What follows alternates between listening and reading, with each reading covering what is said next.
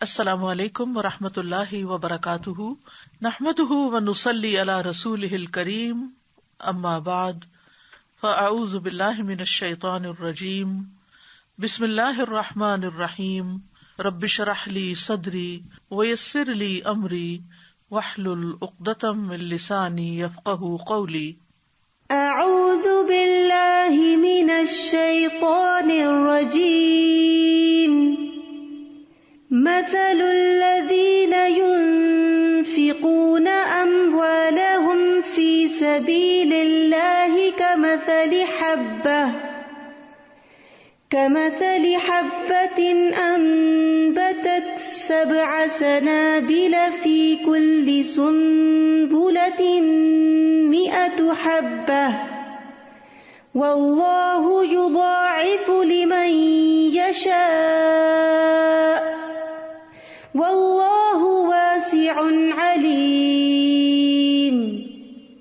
مثل الذین ينفقون اموالهم في سبیل اللہ کمثل حبۃ انبتت 7 سنابل فی کل سنبلۃ 100 حبۃ واللہ یضاعف لمن یشاء واللہ واسع علیم۔ ان لوگوں کی مثال جو اپنے مال اللہ کے راستے میں خرچ کرتے ہیں ایک دانے کی مثال کی طرح ہے جس نے 7 خوشے اگائے، ہر خوشے میں 100 دانے ہیں، اور اللہ جس کے لیے چاہتا ہے بڑھا دیتا ہے، اور اللہ وسعت والا سب کچھ جاننے والا ہے۔ اس آیت میں فی سبیل اللہ مال خرچ کرنے کی ترغیب دی جا رہی ہے۔ مال انسان کی مرغوبات میں سے ہے۔ اللہ تعالیٰ نے انسان کے اندر مال کی محبت رکھی ہے تاکہ وہ اس محبوب چیز کو اللہ کے راستے میں خرچ کر کے آخرت میں اعلیٰ درجات حاصل کر سکے، اللہ عز و جل کا قرب حاصل کر سکے۔ اگر مال سے محبت نہ ہوتی تو درجات کی بلندی بھی نہ ہوتی، لیکن چونکہ انسان مال کی محبت میں شدید ہے، جیسا کہ فرمایا وَإِنَّهُ لِحُبِّ الْخَيْرِ لَشَدِيدٌ، تو پھر جتنی یہ محبت زیادہ ہوگی اتنا ہی اسے اللہ کے راستے میں خرچ کرنے کا ثواب بھی زیادہ ہوگا، اور انسان اپنی فطرت کے اعتبار سے مال سے بہت زیادہ محبت رکھتا ہے، جیسا کہ سورۃ الفجر میں فرمایا وَتُحِبُّونَ الْمَالَ حُبًّا جَمًّا۔ مال انسان کی زندگی کی ضروریات پوری کرنے کے لیے بھی بہت ضروری ہے۔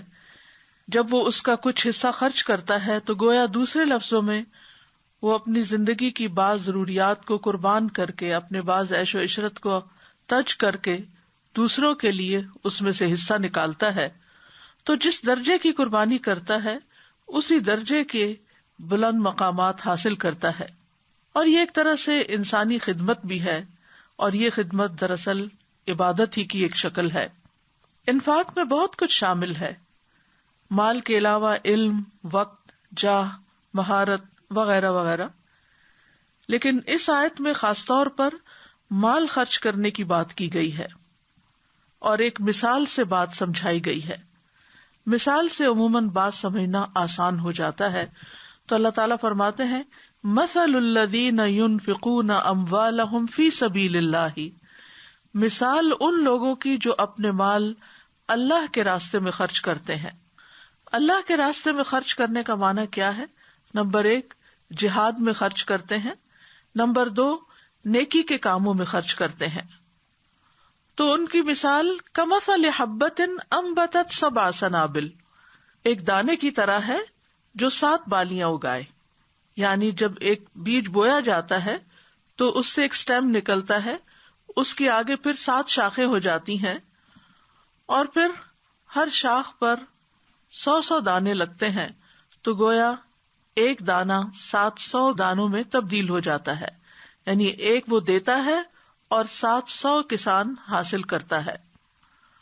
اور صرف اتنا ہی نہیں، بلکہ اگر دل کی پوری آمادگی کے ساتھ خرچ کرتا ہے اور اللہ سبحانہ تعالیٰ سے اجر کی توقع رکھتے ہوئے خرچ کرتا ہے تو فرمایا واللہ یضاعف لمن یشاء، یعنی اللہ تعالیٰ اس کو کئی گنا اور بڑھا دیتا ہے۔ ہر نیکی کا اجر 10 سے 700 گنا تو ہے ہی، لیکن جتنا جتنا جس کے اندر خلوص ہوگا، جتنا اس کے اندر مال کی محبت کے باوجود اس کو خرچ کرنے کا جذبہ ہوگا، تو اس جذبے کے اعتبار سے اس کا اجر بھی بڑھا دیا جائے گا۔ لیکن اگر اس اخلاص میں کمی ہے اور بہت مشکل سے اس نے نکالا ہے، اپنے اوپر ایک بوجھ سمجھتے ہوئے اور دل کی کراہت کے ساتھ، یعنی محبت کے ساتھ نہیں، کراہت کے ساتھ، تو ہو سکتا ہے کہ یہ 700 گنا بھی نہ بنے، یعنی اسی اعتبار سے زیادہ ہوگا جتنا اس کے اندر اخلاص ہوگا، جذبہ ہوگا۔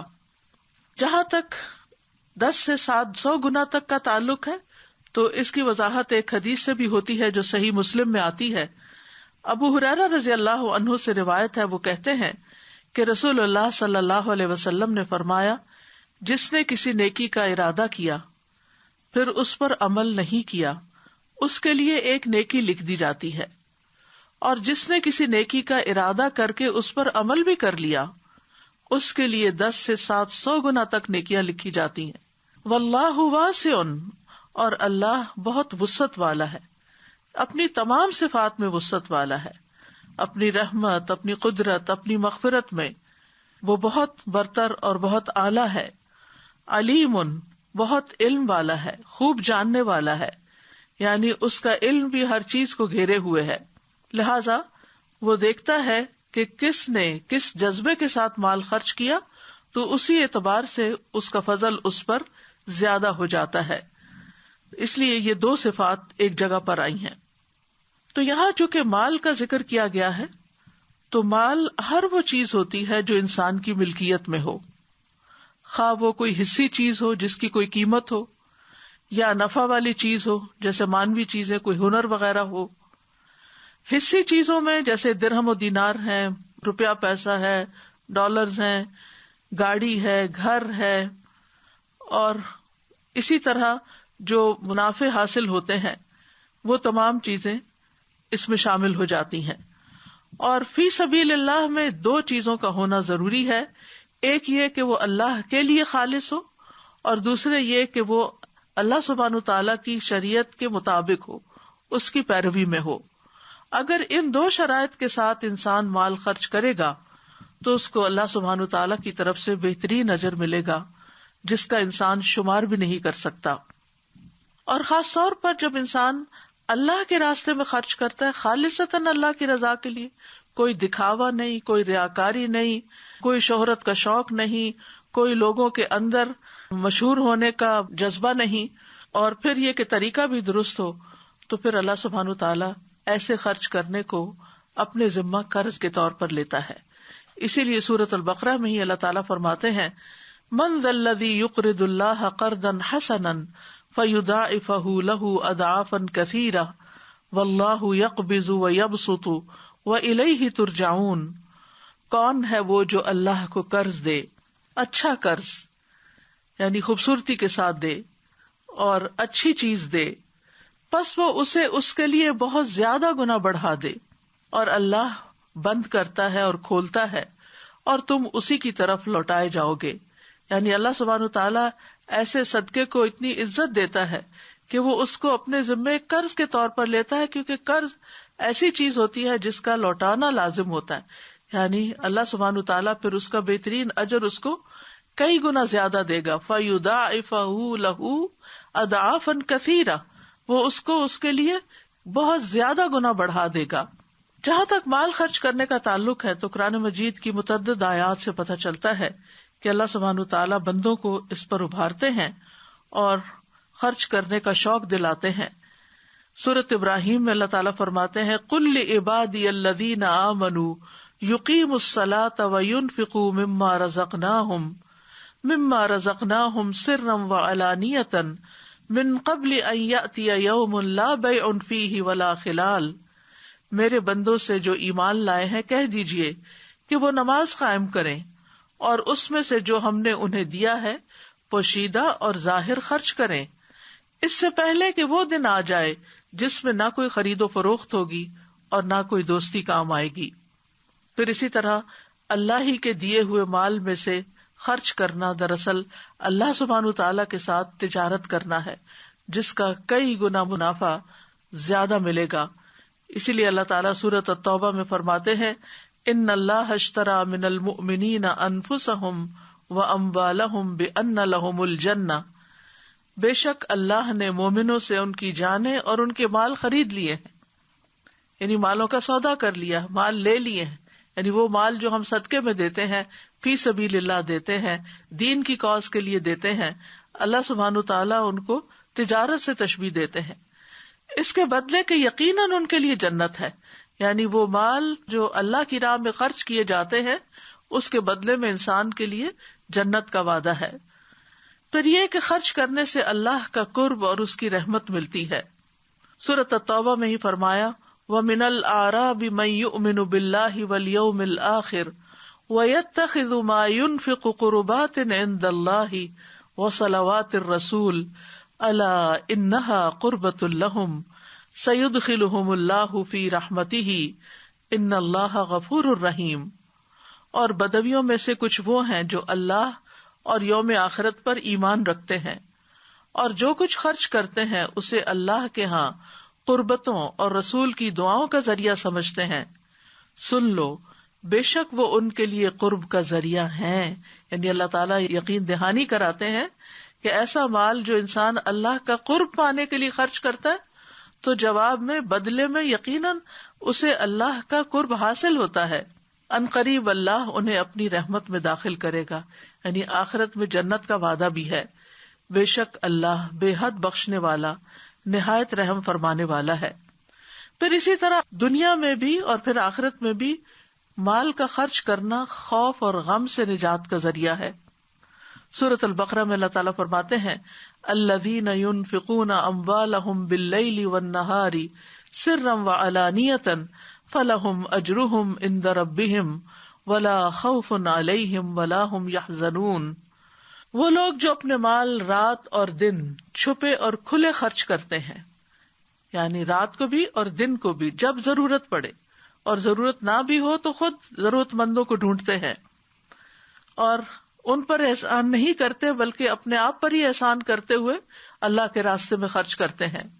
سو ان کے لیے ان کا اجر ان کے رب کے پاس ہے، یعنی محفوظ ہے. رب سے بڑھ کر کسی کی امانت کی حفاظت کرنے والا کون ہو سکتا ہے؟ ان پر نہ کوئی خوف ہے اور نہ وہ غمگین ہوں گے. پھر اسی طرح اللہ تعالیٰ نے سورۃ سبا میں مال خرچ کرنے کے بہترین نعم البدل کا وعدہ کیا. وما انفقتم من شیء فهو یخلفہ وہو خیر الرازقین. اور تم جو بھی چیز خرچ کرتے ہو تو وہ اس کی جگہ اور دے دیتا ہے اور وہ سب رزق دینے والوں سے بہتر ہے. یعنی انسان کبھی بھی خرچ کرتے ہوئے دل چھوٹا نہ کرے کہ یہ چیز مجھ سے جدا ہو جائے گی، نہیں، اس سے بہتر چیز آپ کو ملے گی. اب دیکھیے کہ یہ جو دینے کا اصول ہے یہ پوری کائنات کے اندر آپ کو نظر آئے گا. سورج دیتا ہے کیا؟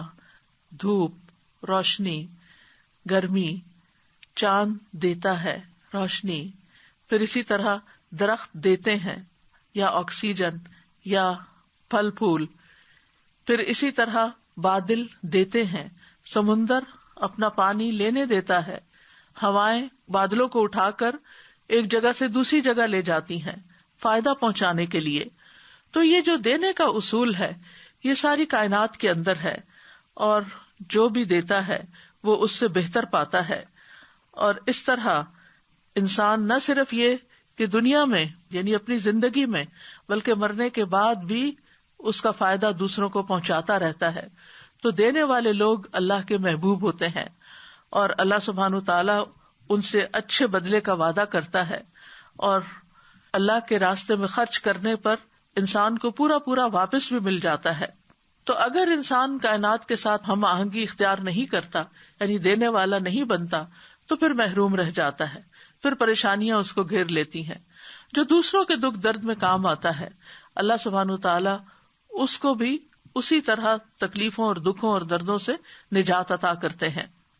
فرمایا وما تنفقوا من شیء فی سبیل اللہ یوفی الیکم وانتم لا تظلمون. اور جو چیز بھی تم اللہ کے راستے میں خرچ کرو گے وہ تمہاری طرف پوری لوٹا دی جائے گی.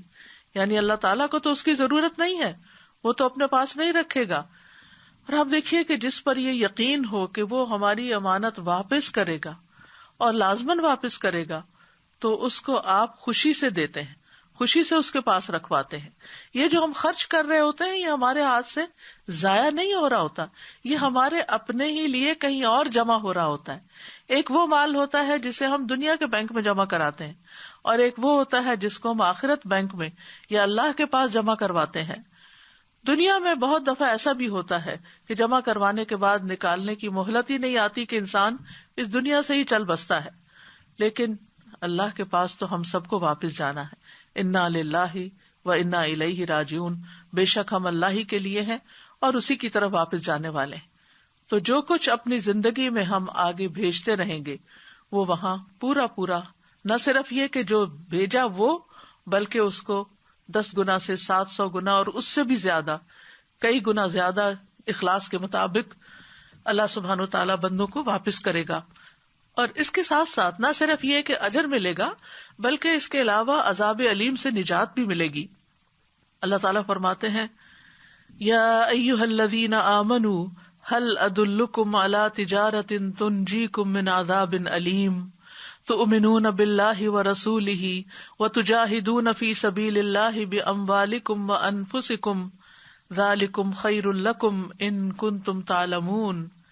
اے لوگو جو ایمان لائے ہو، کیا میں تمہاری ایسی تجارت کی طرف رہنمائی نہ کروں جو تمہیں دردناک عذاب سے بچا لے؟ تم اللہ اور اس کے رسول پر ایمان لاؤ اور اپنے مالوں اور جانوں کے ساتھ اللہ کی راہ میں جہاد کرو، یہ تمہارے لیے بہتر ہے اگر تم جانتے ہو. تو یہاں بھی مال خرچ کرنے کی بات ہے، جس کا صلہ نتیجہ کیا بتایا گیا کہ تمہیں عذاب علیم سے نجات ملے گی. مال کا خرچ کرنا گناہوں کی معافی کا ذریعہ بھی ہے. فرمایا ان تقرضوا اللہ قرضا حسنا یضاعفہ لکم ویغفر لکم واللہ شکور حلیم. اگر تم اللہ کو قرض دو گے، اچھا قرض، تو وہ اسے تمہارے لیے کئی گنا زیادہ کر دے گا اور تمہیں بخش دے گا، اور اللہ بڑا قدردان بے حد بردبار ہے. پھر اسی طرح ایک اور جگہ پر فرمایا فالذین آمنوا منکم وانفقوا لهم اجر کبیر، کہ جو لوگ تم میں سے ایمان لائے اور انہوں نے خرچ کیا ان کے لیے اجر کبیر ہے، یعنی بہت بڑا اجر ہے. پھر اسی طرح یہ خرچ کرنا جنت میں داخلے کا ذریعہ ہے. فرمایا وسارعوا الی مغفرۃ من ربکم وجنۃ عرضها السماوات والارض اعدت للمتقین الذین ينفقون فی السراء والضراء والکاظمین الغیظ والعافین عن الناس واللہ یحب المحسنین. اور ایک دوسرے سے بڑھ کر دوڑو اور اپنے رب کی جانب سے بخشش کی طرف اور اس جنت کی طرف جس کی چوڑائی آسمانوں اور زمین کے برابر ہے، ڈرنے والوں کے لیے تیار کی گئی ہے. کون ہے وہ؟ جو خوشی اور تکلیف میں خرچ کرتے ہیں، یعنی صرف اچھے دنوں میں خرچ نہیں کرتے، تنگ دست بھی ہو تو بھی وہ اللہ کے راستے میں خرچ کرتے ہیں، اور غصے کو پی جانے والے ہیں اور لوگوں سے درگزر کرنے والے ہیں، اور اللہ نیکی کرنے والوں سے محبت رکھتا ہے. اس کے برعکس جو لوگ اللہ کے راستے میں خرچ نہ کریں، قرآن مجید میں ان کی مذمت بھی کی گئی ہے. فرمایا ہا انتم ہؤلاء تدعون لتنفقوا فی سبیل اللہ فمنکم من یبخل ومن یبخل فانما یبخل عن نفسہ واللہ الغنی وانتم الفقراء وان تتولوا یستبدل قوما غیرکم ثم لا یکونوا امثالکم. سنو، تم وہ لوگ ہو کہ تم بلائے جاتے ہو تاکہ اللہ کی راہ میں خرچ کرو، تو تم میں سے کچھ وہ ہیں جو بخل کرتے ہیں، اور جو بخل کرتا ہے وہ در حقیقت اپنے آپ ہی سے بخل کرتا ہے، اور اللہ بے پرواہ ہے اور تم ہی محتاج ہو. اور اگر تم پھر جاؤ گے تو وہ تمہاری جگہ تمہارے سوا اور لوگوں کو لے آئے گا، پھر وہ تمہاری طرح نہیں ہوں گے. تو اس لیے یاد رکھنا چاہیے کہ جو کچھ ہم اللہ کے راستے میں خرچ کریں گے وہ ہمارے اپنے ہی فائدے کے لیے ہوگا. قرآن مجید کے علاوہ متعدد احادیث میں بھی خرچ کرنے کی فضیلت بتائی گئی ہے. ابو سعید خدری سے روایت ہے کہ ایک آدمی نبی صلی اللہ علیہ وسلم کے پاس آیا اور کہا کہ لوگوں میں سے افضل کون ہے؟ تو آپ نے فرمایا لوگوں میں سب سے افضل یا بہتر آدمی وہ ہے جو اللہ کے راستے میں اپنا مال اور اپنی جان کے ساتھ جہاد کرتا ہو، یعنی اللہ کی کاز میں اپنی جان بھی دے اور اپنا مال بھی دے، یعنی کسی بھی چیز کو بچا کر نہ رکھے، کیونکہ ان چیزوں کا اس سے بہتر سودا کیا ہو سکتا ہے کہ انسان اپنا وقت، اپنی صلاحیتیں، اپنی جان، اپنا مال، اپنا سب کچھ اس کو دے جس نے ہمیں دیا ہے. یعنی یہ سب کچھ ہمارا ذاتی نہیں ہے، بلکہ ہم یہ جو بھی دیتے ہیں نہ اللہ پر احسان کرتے اور نہ بندوں پر، کیونکہ اللہ سبحانہ تعالیٰ نے ہمیں دیا ہے، اس نے دیا ہے اور کسی کے ذریعے ہمیں دیا ہے اور اس دنیا میں ہی دیا ہے. تو پھر اگر ہم کسی پر خرچ کرتے ہیں یا اللہ کی رضا کے لیے خرچ کرتے ہیں تو دراصل اپنا ہی بھلا کرتے ہیں.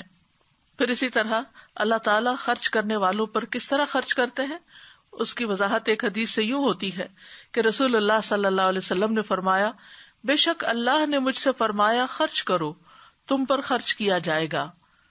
اور رسول اللہ صلی اللہ علیہ وسلم نے فرمایا، اللہ کا دایاں ہاتھ بھرا ہوا ہے اور رات دن کی فیاضی سے اس میں کمی واقع نہیں ہوتی، یعنی وہ دیتا رہتا ہے. کیا تم دیکھتے نہیں کہ اس نے آسمان و زمین کے پیدا کرنے سے کتنی فیاضی کی ہے، لیکن اس کے دائیں ہاتھ میں کوئی کمی واقع نہیں ہوئی. پھر جو لوگ خرچ کرتے ہیں ان کے لیے فرشتے دعائیں بھی کرتے ہیں. رسول اللہ صلی اللہ علیہ وسلم نے فرمایا، ہر دن جس میں بندے صبح کرتے ہیں 2 فرشتے اترتے ہیں، ان میں سے ایک کہتا ہے اے اللہ خرچ کرنے والے کو اس کا متبادل عطا فرما، اور دوسرا کہتا ہے اے اللہ روک کر رکھنے والے کے مال کو ضائع کر دے. یعنی جب انسان روک لیتا ہے تو مال بڑھتا نہیں ہے. بظاہر ہمارے فگرز شاید کچھ بڑھ جائیں لیکن مال کی برکت نہیں ہوتی، اس مال کے اندر وہ بڑھوتری نہیں آتی. اللہ کے ہاں جو اس کا ایک کے بدلے 700 گنا ملنا ہے وہ اس کے اندر نہیں لکھا جاتا. لہذا خیر ہے اس میں کہ انسان خرچ کرتا رہے اور خرچ نہ کرنے میں شر ہے. ابو امامہ کہتے ہیں کہ رسول اللہ صلی اللہ علیہ وسلم نے فرمایا، اے ابن آدم بے شک ضرورت سے زیادہ مال خرچ کر دینا تمہارے لیے بہتر ہے، اگر تم اس کو روک لو گے تو تمہارے لیے برا ہوگا، اور گزر بسر جتنا مال رکھنے پر تمہیں کوئی ملامت نہیں، اور دینے کی ابتدا اپنے اہل و عیال سے کرو، اور اوپر والا ہاتھ نیچے والے ہاتھ سے بہتر ہوتا ہے. اور جتنا زیادہ مال ہو اتنا ہی انسان کو اللہ کے راستے میں زیادہ خرچ کرنا چاہیے. رسول اللہ صلی اللہ علیہ وسلم نے فرمایا، جو لوگ دنیا میں زیادہ مالدار ہیں قیامت کے دن وہی خسارے میں ہوں گے، سوائے اس کے جسے اللہ نے مال دیا ہو اور وہ اسے اپنے دائیں بائیں، اپنے آگے اور پیچھے خرچ کرے اور اسے بھلائی کے کاموں میں لگائے. اور خرچ کرتے ہوئے مفلسی سے نہیں ڈرنا چاہیے. بلال بن رباح کہتے ہیں کہ رسول اللہ صلی اللہ علیہ وسلم نے فرمایا، اے بلال خرچ کیا کرو اور عرش والے کی جانب سے مفلسی سے نہ ڈرا کرو. یعنی سارے خزانوں کا مالک تو اللہ ہے، لہٰذا اگر تم دو گے تو وہ تمہیں اور دیتا جائے گا. اور جب تک انسان دیتا رہتا ہے انسان کے پاس نعمتیں باقی رہتی ہیں، اور جب انسان دوسروں کو دینا بند کر دیتا ہے تو اللہ سبحانہ وتعالیٰ اس سے وہ نعمتیں کسی اور کی طرف منتقل کر دیتا ہے. عبداللہ بن عمر فرماتے ہیں کہ رسول اللہ صلی اللہ علیہ وسلم نے فرمایا، اللہ تعالیٰ کے پاس لوگوں کے لیے نعمتیں ہیں، وہ انہیں ان کے پاس اس وقت تک باقی اور ثابت رکھتا ہے جب تک کہ وہ مسلمانوں کی حاجات پوری کرنے میں لگے رہتے ہیں اور ان سے تنگ نہیں ہوتے، اور جب وہ ان سے تنگ ہو جاتے ہیں تو وہ انہیں دوسرے لوگوں کی طرف منتقل کر دیتا ہے. یعنی بعض اوقات کوئی شخص بار بار ہم سے مانگے تو ہم اریٹیٹ ہونے لگتے ہیں اور ہم تنگ ہونے لگتے ہیں کہ اس نے تو روز کا کام بنا لیا ہے، اور مختلف طریقوں سے بعض اوقات ڈانٹ ڈپٹ بھی کر لیتے ہیں یا احسان جتا دیتے ہیں یا اس کو کوئی نصیحتیں کرنا شروع کر دیتے ہیں. تو ایسے میں پھر انسان کو خیر منانی چاہیے کہ جو اس کے پاس ہے وہ اس کے لیے کتنا فائدہ مند ہوگا. کیونکہ مال خرچ کرنے سے نہ صرف یہ کہ انسان کو مزید مال ملتا ہے یا مزید نعمتیں ملتی ہیں، بلکہ انسان سے بہت سے شر بھی ٹلتے ہیں. مثلاً بیماریوں سے حفاظت ملتی ہے. رسول اللہ صلی اللہ علیہ وسلم نے فرمایا، اپنے مریضوں کا علاج صدقے کے ذریعے کیا کرو.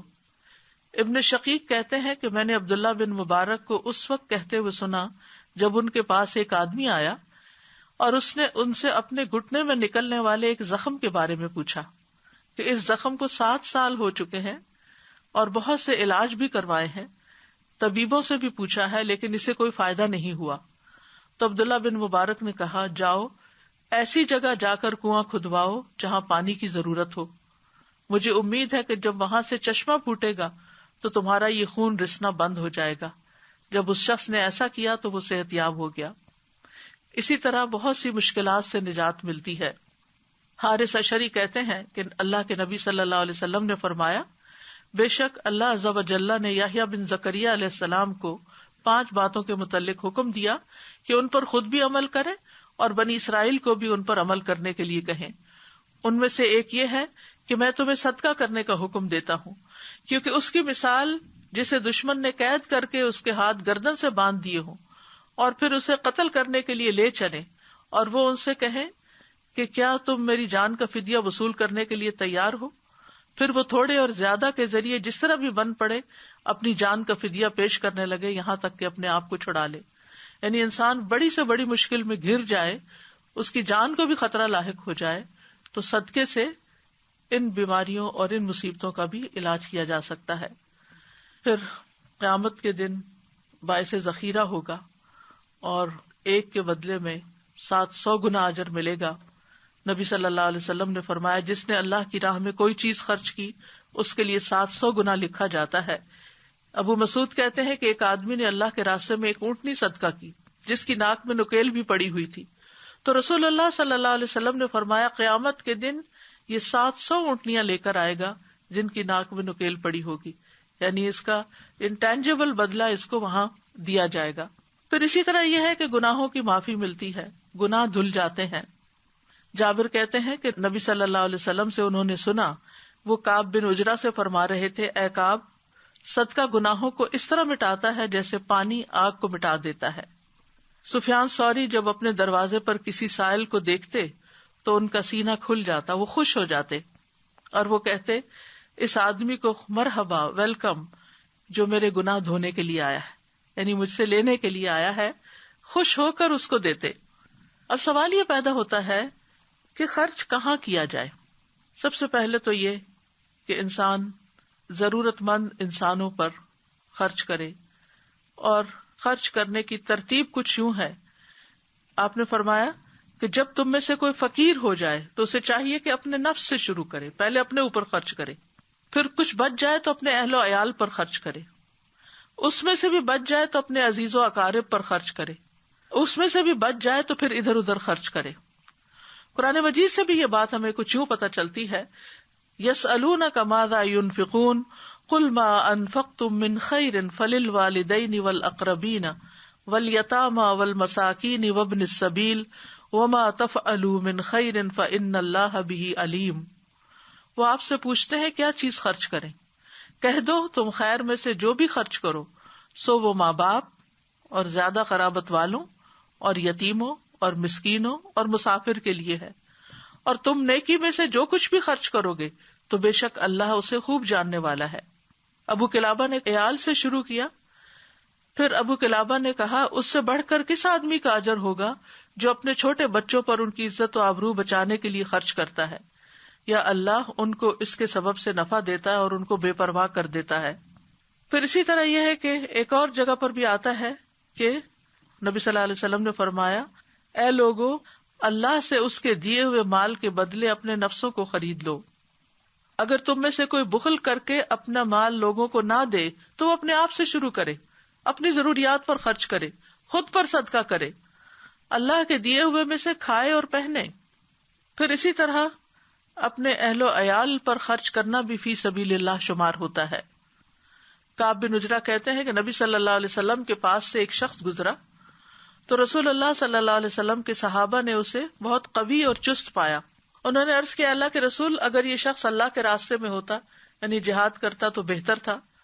تو آپ نے فرمایا، اگر یہ شخص اپنے چھوٹے بچوں کے لیے بھاگ دوڑ کرنے نکلا ہے تو یہ اللہ کے راستے میں ہے، اگر یہ اپنے بوڑھے بزرگ والدین کے لیے بھاگ دوڑ کرنے نکلا ہے تو یہ اللہ کے راستے میں ہے، اور اگر یہ اپنے نفس کے لیے بھاگ دوڑ کرنے نکلا ہے کہ اسے سوال سے بچائے تو یہ اللہ کے راستے میں ہے، اور اگر یہ دکھاوے اور باہم فخر کی خاطر بھاگ دوڑ کرنے نکلا کہ زیادہ مال کماؤں اور پھر اس کے ذریعے لوگوں پر فخر جتاؤں تو یہ شیطان کے راستے میں ہے۔ یعنی جب تک مال کمانے کی نیت درست ہے، جب تک اس کا یہ عمل عبادت ہے۔ اسی طرح اہل و عیال پر خرچ کرنا افضل خرچ کرنا ہے۔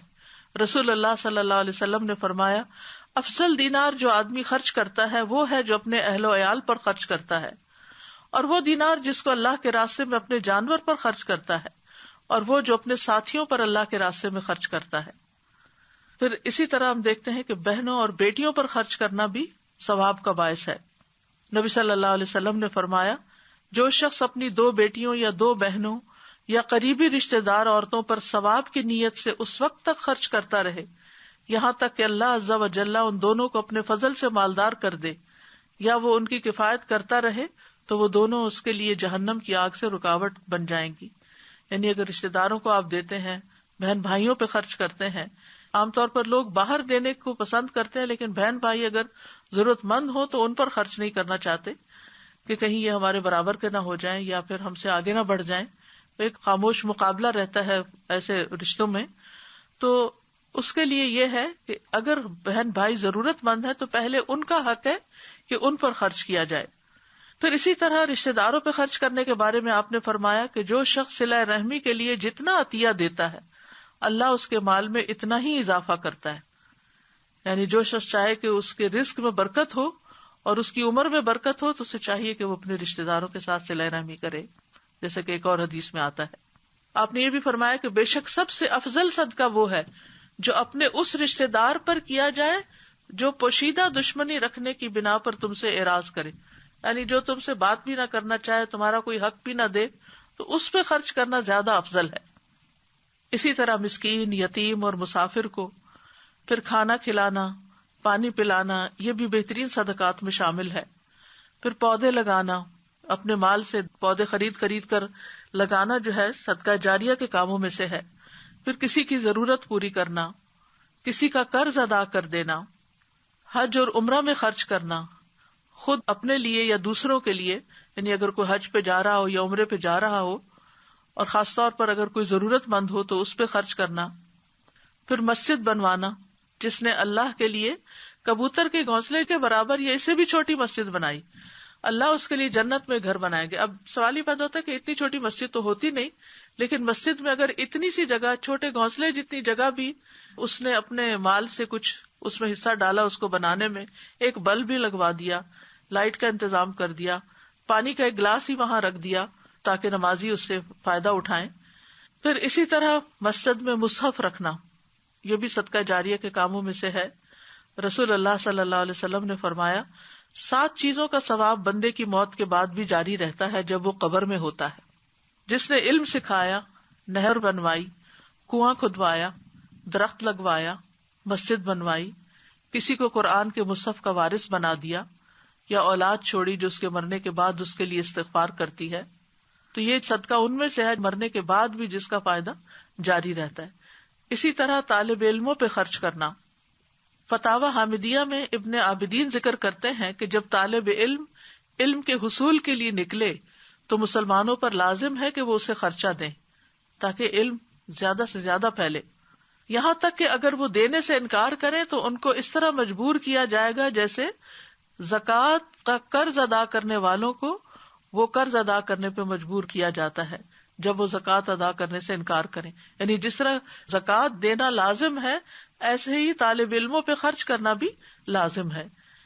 اسی طرح مالکی مذہب میں ایک فتویٰ ہے کہ مسلمانوں کو طالب علموں کو ہر سال 100 دینار کے مقدار کے برابر خرچہ دینا چاہیے، یعنی اتنے فنڈ ریزنگ ہونی چاہیے کہ جس سے جو لوگ پڑھ رہے ہیں، خواہ دنیاوی فائدہ مند علم پڑھ رہے ہیں یا دین پڑھ رہے ہیں، دنیاوی تعلیم والوں پر تو پھر بھی ماں باپ خرچ کر دیتے ہیں یا رشتہ دار کے یہ کل کو کچھ کمانے کے قابل ہو جائیں گے تو یہ پھر دوسروں کو دینے کے قابل ہوں گے، لیکن جو لوگ دین پڑھ رہے ہوتے ہیں عموماً ان پہ خرچ کرنے سے لوگ کتراتے ہیں کہ اس سے ان کو کوئی مال تو آگے حاصل نہیں ہوگا اور یہ لوٹانے کے قابل بھی نہیں ہوں گے۔ لیکن حقیقت یہ ہے کہ اگر اس کام کو پروموٹ نہ کیا جائے اور لوگوں کو فیسیلیٹیٹ نہ کیا جائے تو پھر آہستہ آہستہ ایسے لوگ معاشرے سے ختم ہوتے جاتے ہیں جو دوسروں کی دینی رہنمائی کر سکیں۔ پھر اسی طرح ابن عابدین رد المختار میں کہتے ہیں کہ بیت المال کے مصارف میں سے ایک مصرف علماء کا اور طالب علم کا خرچ دینا ہے، وہ علماء اور طالب علم جو شرعی علم کے لیے وقف ہو چکے ہیں۔ اور طالب علم پر خرچ کرنے کا فائدہ کیا ہے؟ انس بن مالک کہتے ہیں نبی صلی اللہ علیہ وسلم کے زمانے میں 2 بھائی تھے، جن میں سے ایک تو نبی صلی اللہ علیہ وسلم کی خدمت میں آیا کرتا تھا اور دوسرا بھائی کماتا تھا. چنانچہ کمانے والے بھائی نے اپنے دوسرے بھائی کے بارے میں جو نبی صلی اللہ علیہ وسلم سے علم حاصل کرتا تھا یہ شکایت کی کہ یہ کچھ کام نہیں کرتا. تو آپ نے فرمایا شاید کہ تم اس کی وجہ سے ہی رزق دیے جاتے ہو، یعنی تمہاری کوشش میں، تمہاری کمائی میں اس کے اوپر خرچ کرنے کی وجہ سے ہی برکت ہو. یعنی بعض اوقات انسان دوسروں پہ خرچ کرتا رہتا ہے اور شیطان وسوسہ ڈالتا ہے کہ تمہارا مال ختم ہو رہا ہے، کم ہو رہا ہے، لیکن ہو سکتا ہے کہ اللہ نے تمہیں دینے کا جو وسیلہ بنایا ہوا ہے وہ انہی مسکینوں اور ضرورت مندوں کی وجہ سے بنا رکھا ہو. سلف صالحین جو تھے وہ علم والوں پر خوشی سے خرچ کیا کرتے تھے. لیث بن سعد ہر سال امام مالک بن انس کو 100 دینار بھیجتے تھے. ابن لہیعہ جو حدیث کے ائمہ میں سے ایک امام تھے، جب ان کی کتابیں جل گئیں تو لیث نے ان کی طرف 1000 دینار بھیجے. پھر اسی طرح انسان کو خرچ کرتے ہوئے یہ خیال رکھنا چاہیے کہ خالص اللہ کی رضا کے لیے خرچ ہو، کیونکہ صرف وہ چیز قبول ہوتی ہے جو صرف اللہ سبحانہ تعالیٰ کے لیے کی جاتی ہے. تو عمومی طور پر یہ جو دینے کی بات ہے اس میں یہ ہے کہ خدمت دین کے کاموں میں خرچ کرنا چاہیے. اسی طرح مسائل عامہ کے جس میں پبلک کو سہولت ہو جن چیزوں پر، اس کے لیے مسجد بنانا تو ہم دین کا کام سمجھتے ہی ہیں، لیکن پہلے زمانے میں مسافروں کے لیے رات ٹھہرنے کی جگہ نہیں ہوا کرتی تھی، تو مسافر خانے بنوانا، پل تعمیر کروانا، سڑکیں بنوانا، پھر اسی طرح ہسپتال بنوانا، اور خصوصاً ایسے علاقوں میں ڈسپینسریز اور ہاسپٹل بنوانا جہاں لوگوں کی صحت کی ضروریات پوری نہ ہوتی ہوں، پھر اسی طرح مدارس بنانا، یتیم خانے بنوانا، بیواؤں کے لیے مکانات کی تعمیر کرنا، قبرستان کے لیے زمین وقف کرنا. ریسنٹلی کورونا وائرس کی وجہ سے اسپین میں لاشوں کو یا جلایا جا رہا ہے یا پھر یہ کہ ان کو وہاں دفن کرنے کے لیے، اور وہ بھی چند سال کے لیے دفن کرنے کے لیے، اگر 5 سال کے لیے کوئی کرایہ پر لیتا ہے یا 10 سال کے لیے جگہ لیتا ہے، یعنی مستقل ہمیشہ کے لیے نہیں ملتی، تو اس پر کسی نے مجھے بتایا کہ 12 سے 15 لاکھ خرچ ہوتے ہیں. تو اب آپ اندازہ کیجئے کہ جہاں مسلمانوں نے اپنے لیے زمین لے کر قبرستان نہیں بنائے، وہاں اس وقت جبکہ کثرت سے لوگوں کی ڈیتھس ہو رہی ہیں تو دفنانا ایک الگ مسئلہ بن گیا ہے. فلائٹس نہیں جا رہی آ رہی، جس کی وجہ سے وہ پہلے تو باڈیز پاکستان بھیج دیا کرتے تھے کیونکہ بھیجنا سستا تھا بنسبت اس کے کہ وہ لوکلی دفنایا جائے. تو ایسی جگہوں پر جہاں قبرستان کے لیے زمین نہ ہو مسلمانوں کے، وہاں مل جل کر پیسے اکٹھے کر کے زمین کا بندوبست کرنا، کیونکہ اگر اس میں مردے دفنا دیے جائیں پھر ہر کچھ عرصے کے بعد ان کی ہڈیاں ایک طرف کر کے نئی لاشیں وہاں دفن کی جا سکتی ہیں. جیسے آپ دیکھتے ہیں مقبرۃ البقیع میں کہ وہاں پر مستقل طور پر نبی صلی اللہ علیہ وسلم کے زمانے سے لوگ دفن کیے جا رہے ہیں. پھر اسی طرح بیمار جانوروں کے علاج پر یا ان کے لیے جگہ بنانا، مغسلہ جیسے مردوں کو نہلانے کی جگہ، پھر اسی طرح درخت لگانے پر، پھر لنگر کھولے جا سکتے ہیں، فوڈ بینکس بنائے جا سکتے ہیں، راستے بنائے جا سکتے ہیں جہاں پر لوگوں کو آنے جانے میں تکلیف ہو، لوگوں کے لیے ٹرانسپورٹ کا انتظام، یعنی ضرورت مند لوگوں کی ٹرانسپورٹ کا انتظام کیا جا سکتا ہے، پانی کا انتظام کیا جا سکتا ہے. یعنی ایک تو کنواں کھدوانا ہے، اس کے علاوہ بھی جیسے کولر وغیرہ رکھوا دینا مختلف پبلک پلیسز پر. کیونکہ جب انسان مال خرچ کرتا ہے تو اپنے لیے بہت سے فائدے حاصل کرتا ہے. نہیں دیتا تو وہ ایک چیز ہے، مال دیتا ہے، لیکن اس کو کیا کیا ملتا ہے؟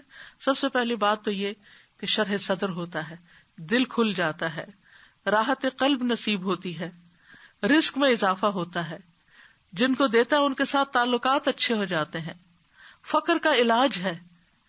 کسی نے اپنا واقعہ مجھ سے شیئر کیا تھا کہ ان کے بھائی کا اچانک کاروبار ختم ہو گیا اور بہت تھوڑا اس کے پاس باقی رہا، تو اس نے وہ اللہ کے راستے میں دے دیا، اور اس کے بعد جو اس کے اوپر اللہ سبحانہ وتعالیٰ کی رحمتوں کی بارش ہوئی.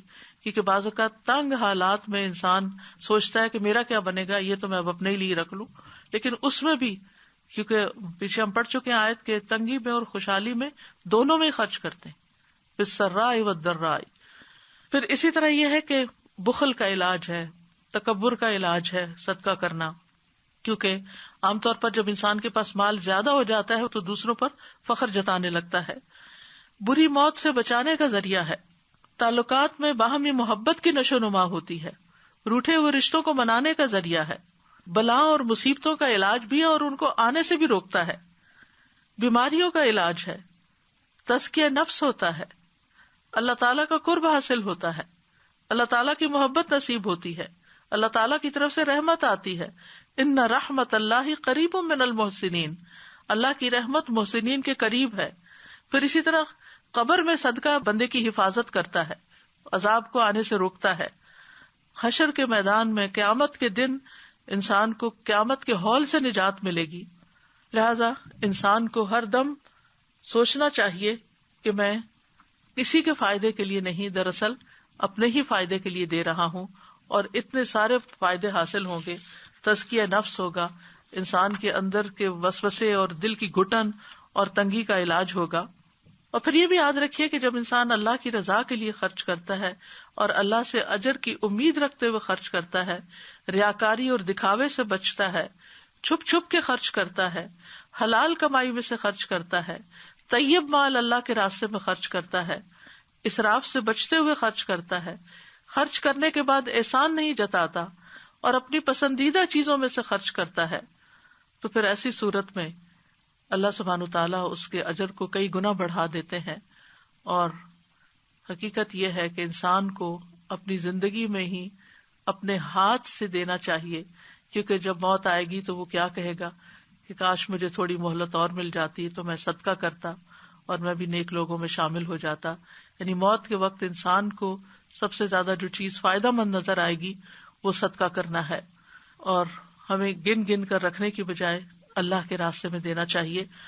اور یہ بھی یاد رکھیے کہ بعض زمان اور مکان کے اعتبار سے بھی صدقے کا اجر و ثواب بڑھ جاتا ہے. مثلاً مکہ اور مدینہ میں خرچ کرنا، حرم کے اندر خرچ کرنا، فقراء مساکین وغیرہ کو دینا، سفر کے دوران اپنے ساتھیوں پر خرچ کرنا، دیگر مسافروں پر خرچ کرنا. پھر اسی طرح بیماری کے وقت خرچ کرنا، کہ جب انسان کو اس بات کی ضرورت ہو کہ اپنے علاج کے لیے بھی پیسہ چاہیے، اپنے علاج کے لیے بھی ضروریات بڑھ جاتی ہیں. عام روزمرہ زندگی میں تو انسان کو کھانے پینے کی ضروریات ہوتی ہیں، لیکن بیماری میں مزید خرچ بڑھ جاتے ہیں، تو اس وقت خرچ کرنا. پھر اسی طرح فی سبیل اللہ، اللہ کے راستے میں خرچ کرنا، رمضان کے مہینے میں خرچ کرنا. پھر رمضان کے مہینے میں خاص طور پر روزہ وغیرہ کھلوانا اور ضرورت مندوں کی ضرورت پوری کرنا. بعض لوگ تو اپنی زکوٰۃ بھی رمضان کے مہینے میں نکالتے ہیں، تو ضروری نہیں ہے وہ تو جب سال پورا ہو جائے تو فوراً نکال دیں، رمضان کا انتظار نہ کریں. لیکن اگر آپ کی تاریخیں وہی بنتی ہیں تو بہتر یہی ہے کہ پھر فوراً رمضان میں ہی زکوٰۃ نکال دی جائے، کیونکہ رمضان میں خرچ کرنا غیر رمضان سے افضل ہے. پھر عشرہ ذی الحجہ میں خرچ کرنا، کیونکہ سال بھر میں کوئی بھی نیک کام اتنا اجر نہیں پاتا جتنا عشرہ ذی الحج میں انسان جب کوئی نیکی کرتا ہے. پھر اسی طرح اگر کوئی حج پہ جا رہا ہو تو وہ فی سبیل اللہ ہوتا ہے، اس پر خرچ کرنا. اسی طرح عید کے دنوں میں خرچ کرنا، بھوک کے دن کھانا کھلانا، اگر کوئی بیمار ہے تو اس کے علاج کے لیے خرچ دینا. اور اس کے لیے انسان کو ضرورت مندوں کو تلاش کرنا چاہیے. گویا دوسرے لفظوں میں انسان کا ایک مزاج ہی بن جائے کہ وہ اس کو دیتے ہی رہنا ہے، دینے والا بننا ہے. اور پھر جو شخص دیتا رہتا ہے اس کا صدقہ صرف اس کی زندگی میں ہی فائدہ نہیں دیتا، بلکہ اس کی موت کے بعد بھی جب تک وہ باقی رہتا ہے اس کا اثر. مثلا وہ درخت لگاتا ہے تو اس کی موت کے بعد بھی جب تک اس درخت سے لوگ فائدہ اٹھائیں گے، اس کے سائے کے نیچے بیٹھیں گے، اس کے پھل کھائیں گے، آکسیجن لیں گے اس سے، تو اس کے لیے وہ صدقہ جاریہ ہوگا.